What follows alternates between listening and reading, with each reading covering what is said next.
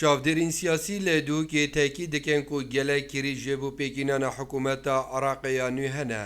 Lewradana berçavkirina wan û haydarkirina xwînkarên Zankûyê bi barûdûxê siyasî herêmî û nêvdewletî û kartîkirnên derekî li ser pêkînana hikûmeta Iraqê armancên wereşûpekê bûn ji bo wan xwînkarên bejdar. Evroke me tatbîqê dîsa çikin ser ev pêşatiya vêgavê ku êkiş kêşit Iraqî ne kadî ev qutabiya çanê dê ser tatbîqa emelî kin.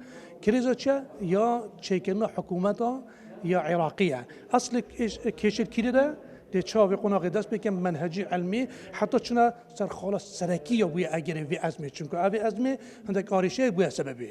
Ev arîşe kîşkin şînî kat bu arîşe da kîşka serekî kîşka layekî ye.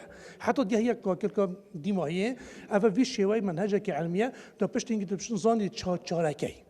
و ده زانی چاد پیشبینی آکی. دسالات بغدا یا لاوز بیتن دستوردانا هرمی یا دريكي دي بترليتن عراق دا ايش برهند جي امد بينين يعني عراق حتى في قافكي حكومتك نوات شكرن دسالاتك نبويا كوان بيجين عراق يا تيدا هيزت عراقي تيدا دسالات همي دستوادا بويا نا بن كارتكرنا براستي دولت هرمی بوینه آنجی زلهزت ید مازنت اوروپی آنجی امریکا آنجی دولت دیمونه.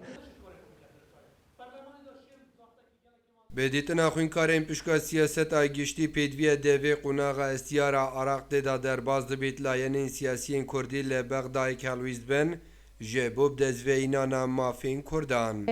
افکادون سیاسی پیتوی بچاره سریه اگر روسا بردام بید بگومان ده روش برف خرابونه و چیتن برهنده پیتوی بچاره سریت گنجایه و کسانت پیزه و بزاند چه هزار خوکن بچاره سریه مشکلات سیاسیت انو که بارود دخمت دا و حکومت دا.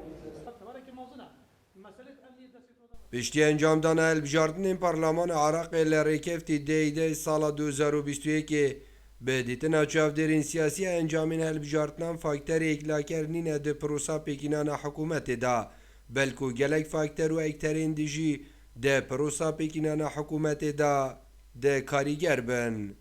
نژار محەممەد کورسات نیوس دۆک